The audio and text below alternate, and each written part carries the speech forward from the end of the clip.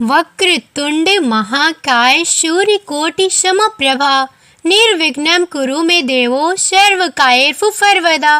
गणपति बप्पा मोरया। आप और आपके परिवारजनों को गणेश भगवान का बहुत सारा आशीर्वाद। प्रिय भक्तजनों, 8 नवंबर दिन शनिवार को गणाधिप संकष्टी चतुर्थी है। इस शुभ अवसर पर आप सभी सुनने वाले हैं संकष्टी चतुर्थी की व्रत कथा। सबसे पहले मिलकर हम सब गणेश भगवान का ध्यान करें। हे गणपति भगवान, आप 64 कोटि विद्याओं के दाता तथा देवताओं के आचार्य बृहस्पति जी को भी विद्या प्रदान करने वाले हैं। कट को भी अभीष्ट विद्या देने वाले आप हैं। आप द्विध हैं, कवि हैं और कवियों की बुद्धि के स्वामी हैं। मैं आपको प्रणाम करती हूँ जो अनाथों के बंधु हैं, जिनके दोनों कपोल सिंदूर से शोभायमान हैं, जो प्रबल विघ्नों का नाश करने में समर्थ हैं और इंद्र आदि देव जिनकी वंदना करती हैं। उन श्री गणेश का मैं प्रातःकाल स्मरण करती हूँ। ओम श्री गणेशाय नमः। प्रिय भक्तजनों, अब आप अपने दुखों के निवारण के लिए और अपनी मनोकामना की पूर्ति के लिए मन में विश्वास रखकर धैर्य के साथ इस पवित्र कथा को सुनिए। एक समय पार्वती जी ने गणेश जी से पूछा कि अग्रहण मास यानी मार्गशीर्ष मास के कृष्ण पक्ष की चतुर्थी संकटा कहलाती है। उस दिन किस गणेश जी की पूजा किस रीति रिवाज से करनी चाहिए? तब गणेश भगवान ने उत्तर दिया कि हे हिमालय नंदिनी, अग्रहण में पूर्वोक्त रीति के गजानन नामक गणेश की पूजा करनी चाहिए। पूजन के बाद अर्घ्य देना चाहिए और दिन भर व्रत रखकर पूजन के बाद ब्राह्मणों को भोजन कराकर जो तिल, चावल, चीनी और घी का फाकला बनाकर हवन कराएं, तो वह अपने शत्रु को वशीभूत कर सकता है। इस संबंध में हम तुम्हें एक प्राचीन इतिहास सुनाते हैं। प्राचीन काल में त्रेता युग में दशरथ नामक एक प्रतापी राजा थे। वे राजा आखेट प्रिय थे। एक बार अनजाने में ही उन्होंने एक श्रवण कुमार नामक ब्राह्मण का आखेट अर्थात शिकार करने में वध कर दिया। उस ब्राह्मण के अंधे माता पिता ने राजा को श्राप दिया कि जिस प्रकार हम लोग पुत्र शोक में मर रहे हैं, उसी तरह तुम्हारा भी पुत्र शोक में मरण होगा। इससे राजा को बहुत चिंता हो गई। उन्होंने पुत्रस्थ यज्ञ करवाया। उसके फलस्वरूप जगदीश्वर राम ने चतुर्भुज रूप से अवतार लिया। भगवती लक्ष्मी जानकी के रूप में अवतरित हुई। पिता की आज्ञा पाकर भगवान राम, सीता और लक्ष्मण के साथ वन में चले गए। वहां उन्होंने वन में खर, दूषण आदि राक्षसों का वध किया। इससे क्रोधित होकर लोगों को रुलाने वाले रावण ने सीता जी का अपहरण कर लिया। सीता जी के वियोग में भगवान रामचंद्र ने पंचवटी का त्याग कर दिया और फिर से मुख पर्वत पर पहुंचकर सुग्रीव के साथ मैत्री की। इसके बाद सीता जी की खोज में हनुमान आदि वानर तत्पर हुए और ढूंढते ढूंढते वानरों ने गिद्धराज संपाति को देखा। इन वानरों को देखकर संपाति ने पूछा कि तुम लोग कौन हो? इस वन में कैसे आए हो? तुम्हें किसने भेजा है? यहाँ पर तुम्हारा आना किस कारण से हुआ है? संपाति की बातें सुनकर वानरों ने उत्तर दिया कि भगवान विष्णु के अवतार दशरथ नंदन राम जी और लक्ष्मण जी साथ में सीता जी के साथ दंडक वन में आए। यहाँ पर उनकी पत्नी सीता जी का अपहरण कर लिया गया है। हे मित्र, इस बात को हम लोग नहीं जानते हैं। उनकी बात सुनकर संपाति ने कहा कि तुम सब रामचंद्र जी के सेवक होने के नाते हमारे मित्र हो। जानकी जी का जिसने हरण किया है और वह जिस स्थान पर है वह मुझे मालूम है। सीता जी के लिए मेरा छोटा भाई जटायु अपने प्राण गंवा चुका है। श्री रामचंद्र जी के चरण कमल का स्मरण करके हमारे भाई ने अपना शरीर त्यागा है। यहाँ से थोड़ी ही दूर पर समुद्र है और समुद्र के उस पार राक्षस नगरी है। वहाँ अशोक के पेड़ के नीचे सीता जी बैठी हुई हैं। आप लोग देखिएगा, रावण द्वारा अपहृत सीता जी अभी भी मुझे दिखाई पड़ रही हैं।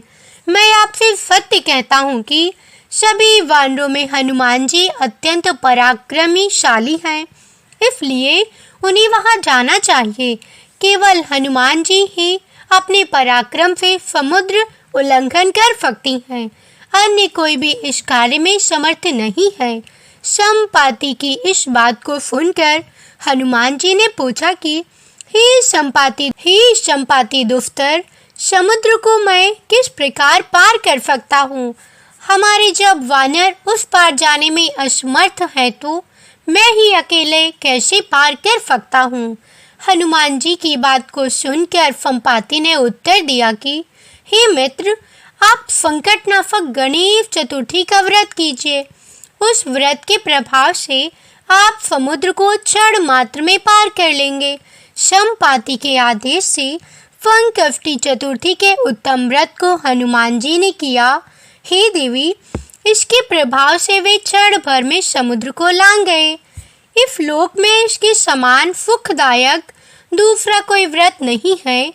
श्री कृष्ण जी आगे कहते हैं, हे महाराज युधिष्ठिर, आप भी इस व्रत को कीजिए। इस व्रत के प्रभाव से आप क्षण भर में अपने शत्रुओं को जीतकर संपूर्ण राज्य के अधिकारी बन जाएंगे। भगवान श्री कृष्ण के वचन सुनकर युधिष्ठिर ने गणेश चतुर्थी का व्रत किया और इस व्रत के प्रभाव से वे अपने शत्रुओं को जीतकर राज्य के अधिकारी बन गए।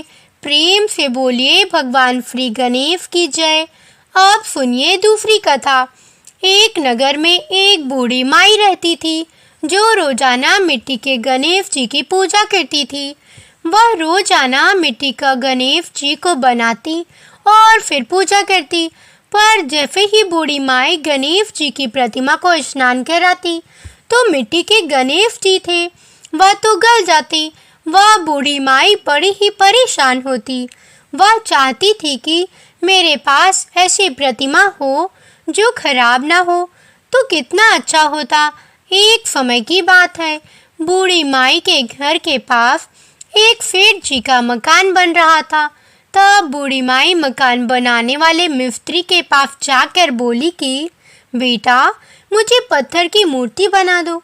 मैं गणेश जी की पूजा करती हूँ, मिट्टी का गणेश जी बनाती हूँ तो पानी लगते ही वह गल जाता है। मैं तो बूढ़ी हो चली हूँ, मुझसे रोजाना गणेश जी बनाया नहीं जाता, इसलिए बेटा तू मेरे लिए एक पत्थर का गणेश जी बना दे। गणेश भगवान तेरी सारी मनोकामनाएं पूर्ण करेंगे। तब बूढ़ी माई की बात को सुनकर मिस्त्री कहने लगा कि हम तुम्हारे लिए मूर्ति बनाएंगे, उतनी देर में तो हम अपनी दीवार बना लेंगे। हमारे पास इतना समय नहीं है कि सेठ जी का काम बीच में छोड़कर हम तुम्हारे लिए मूर्ति बनाएं।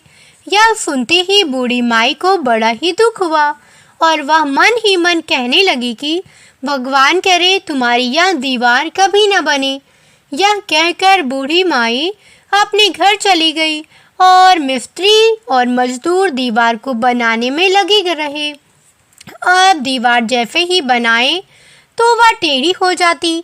दीवार को तोड़े और फिर से बनाए, पर सीधी दीवार नहीं बनती। इस तरह पूरा दिन एक ही दीवार को तोड़ते बनाते हुए बीत गया। शाम को सेठ जी आए और कहने लगे कि आपने अभी तक कुछ नहीं किया।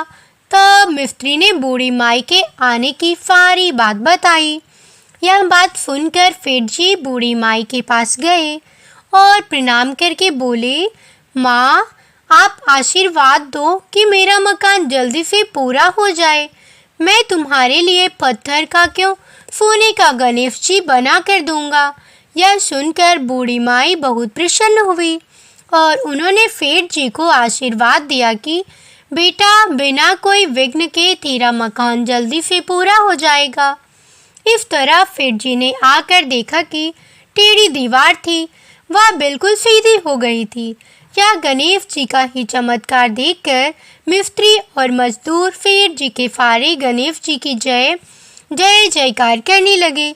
सेठ जी ने जैसा कहा था वैसा ही किया। सोने के गणेश जी बनाकर उन्होंने बूढ़ी माई को ला कर दिया। यह देखकर बूढ़ी अम्मा बहुत ही प्रसन्न हुई और सेठ जी को ढेरों दुआएं देने लगी। उसी दिन से सेठ जी भी गणेश जी के पक्के भक्त बन गए और रोजाना सबसे पहले उठकर स्नान करते, फिर गणेश जी की पूजा करके अन्य काम करते। तो गणेश जी के आशीर्वाद से सेठ जी दुगनी रात चुगनी तरक्की करने लगे। बोलो गणेश भगवान की जय। अब सुनिए चौथ माता की कथा, क्योंकि चतुर्थी का व्रत बिना चौथ माता की कथा के या पूजा के अधूरा रहता है। पौराणिक कथा के अनुसार एक गांव में एक सेठ सेठानी थे। उनके एक बेटा और एक बहू थे। बहू सबको भोजन करा के फिर स्वयं भोजन करती थी। एक पड़ोसन ऐसी भी थी जो रोज पूछती थी कि बहू आज क्या बनाया है, क्या खाया है। तब बहू कहती, ठंडो बासी। एक दिन उसके पति ने ऐसा सुनकर विचार किया कि आज तो पकवान बनाए गए, फिर देखे कि मेरी पत्नी क्या कहती है। उसने तरह तरह के पकवान बनवाए और घर के सभी लोगों ने एक साथ बैठकर भोजन किया।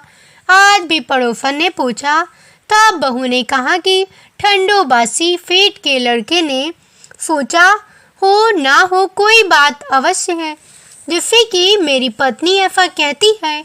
उसने पत्नी से पूछा, तुम रोज ठंडो बासी खाया ऐसा क्यों कहती हो, जबकि हम सब ने एक साथ बैठकर कई तरह के पकवान खाए। उसकी पत्नी बोली, हम जो खा रहे हैं वह बाप बूढ़ों की कमाई है। जिस दिन आप कमा कर लाओगे उस दिन मैं समझूंगी कि ताज़ा भोजन कर रहे हैं। अब उस लड़के ने एक दिन माँ से कहा, मैं एक बड़े शहर में कमाई करने जा रहा हूँ। माँ बोली, बेटा अपने पास इतना धन है कि खाया नहीं खत्म होगा। माँ के मना करने पर भी बेटे ने स्वयं कमाने का दृढ़ निश्चय कर लिया और जाते समय पत्नी से कहा, मैं जब तक कमाकर बहुत सा धन लेकर ना आऊं तुम चूल्हे की आग मत बुझने देना। एक दिन चूल्हे की आग बुझ गई तो वह मन ही मन घबराने लगी, कहीं मेरे पति पर संकट तो नहीं आ पड़ा। जल्दी से पड़ोस में से आग लाकर चूल्हे में रख दी। ऐसा विचार करके पत्नी पड़ोस में गई। वहाँ पड़ोसन चौथ माता का व्रत और पूजन कर रही थी। पड़ोसन ने कहा, थोड़ी देर में आकर ले जाना। तब बहू ने पड़ोसन से पूछा, आप यह व्रत क्यों कर रही हो, इससे क्या फल मिलता है।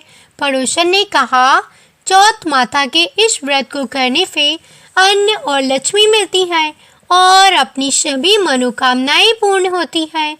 अब बहू भी चौथ माता का व्रत करने लगी। दीवार पर उसने चौथ माता का चित्र बनाया। उस दिन घी और गुड़ का चूरमा बनाकर रात्रि को चंद्रमा को अर्घ्य देकर उसने भोजन किया। ऐसा करते करते बहुत दिन हो गए। चौथ माता ने उस बहू के पति को सपना दिया कि साहूकार का बेटा तू जागे कि सोवे, तेरी पत्नी तुझे बहुत याद कर रही है। घर जाकर उसकी चिंता मिटा दे।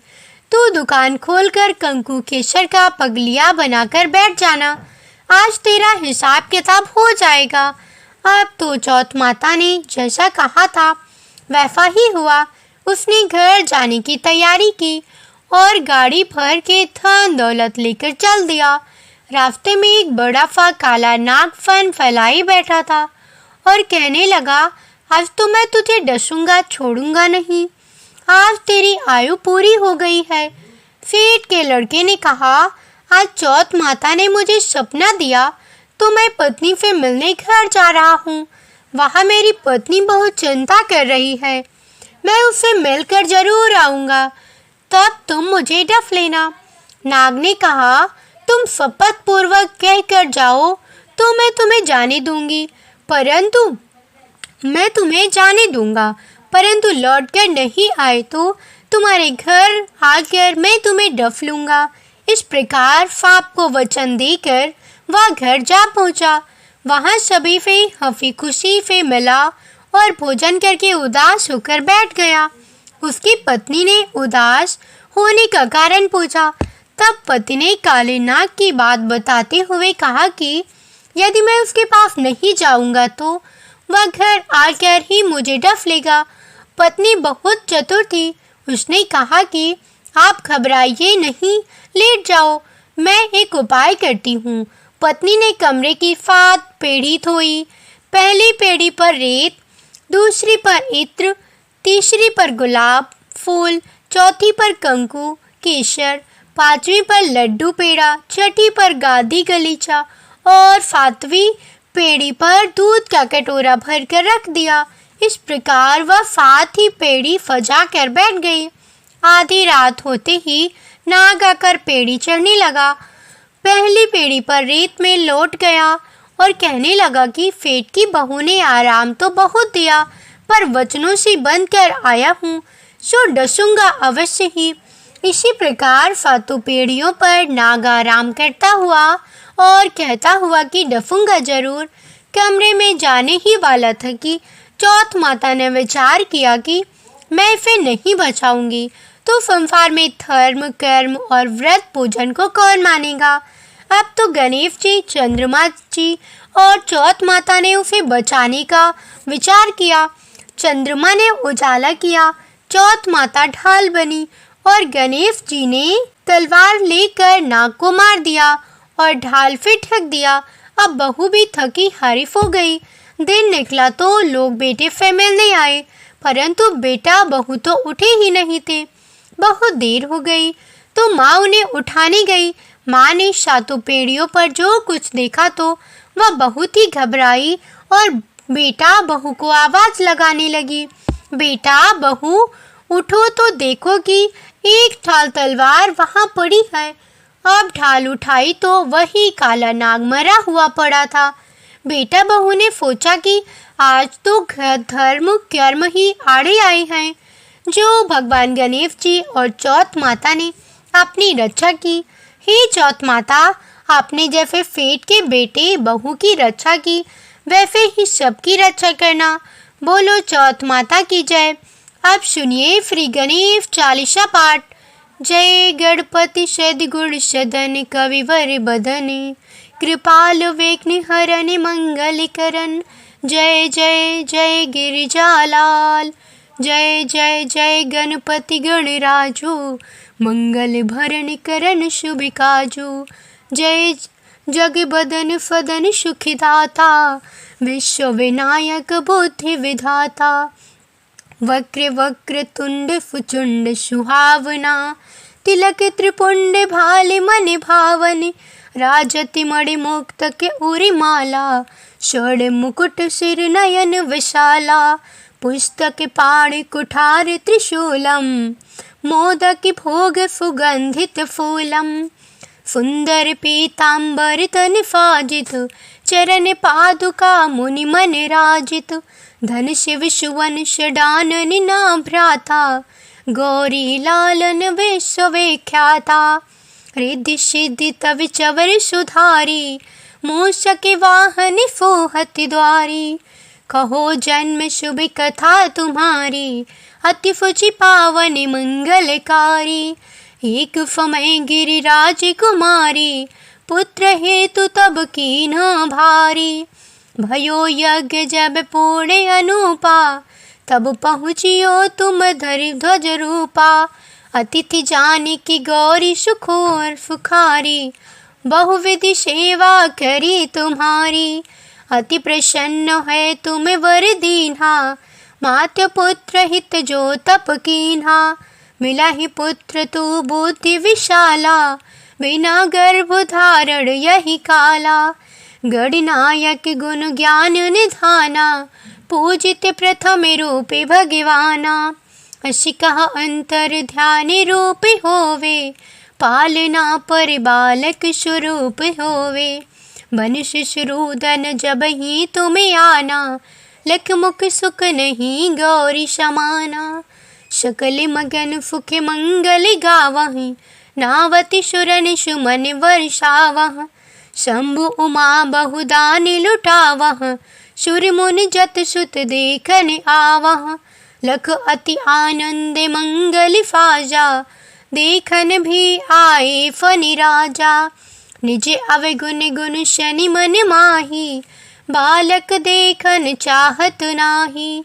गिरजा कछु मन भेद बढ़ायो। उत्सव मोर न शनि तू भायो। कहत लगे शनि मन फकुचाई। का कर होश मोहि दिखाई। नहीं विश्वास उमा उब भयऊँ। शनि शो बालक देखन कहयूँ। पद तह शनि दृग कोण प्रकाश। बालक फिर उड़ गयो आकाश। गिरजा गिर फिकल हवे धरनी। सो दुख दशा गयो नहीं बरनी। हाहाकार मच्यो कैलासा। शनि की नौलख फुत को नासा। तुरत गरुन चढ़ विष्णु फीथो। काटी चक्र फो गज फिर लाई। बालक की धर ऊपर धायो। प्राण मंत्र पढ़े फंकर डारियो। नाम गणेश शंभु तब कीन है। प्रथम पूज बुद्धि निधि वर दीन है। बुद्धि परीक्षा जब शिव कीन्हा। पृथ्वी कर प्रदक्षिणा लीन्हा। चले डानन भरम बुलाई। रच पैठी तुम बुद्धि उपाई। चरण मात्र पित के धर लीन है। तिनके साथ प्रदक्षिण कीन है। धन गणेश कह फिर ही हर फुनती। सुरनि सुमन बहु बरफे तुम्हरी। महिमा महिमा बुद्धि बढ़ाई। शेष सहक मुख सके न गाई। मैं मतिहीन मलन दुख हारी। करहु कौन विधि विनय तुम्हारी। भजत राम सुंदरी प्रभु दासा। जग प्रयाग तक राधुरिवासा। अबु प्रभु दया दीना पुर की जय। अपनी भक्ति कुछ दीजय। श्री गणेश चालीसा पाठ करे कर ध्यान। नित नव मंगल ग्रह बसे। ला जगत सम्मान संबंध अपने सहस्त्रदश। ऋषि पंचमी दिनेश पूर्ण चालीसा भयो मंगल। मूर्ति गणेश श्री गणेश चालीसा समाप्त होती है। प्रेम से बोलिए भगवान श्री गणेश की जय। आप सभी को आज की कथा पसंद आई हो तो वीडियो को लाइक, चैनल को सब्सक्राइब अवश्य करिएगा। मिलती हूँ एक ऐसी ही धार्मिक और रोचक कथा के साथ में ओ श्री गणेशाय नमः अवश्य लिखिएगा। जय बजरंगबली। राम राम।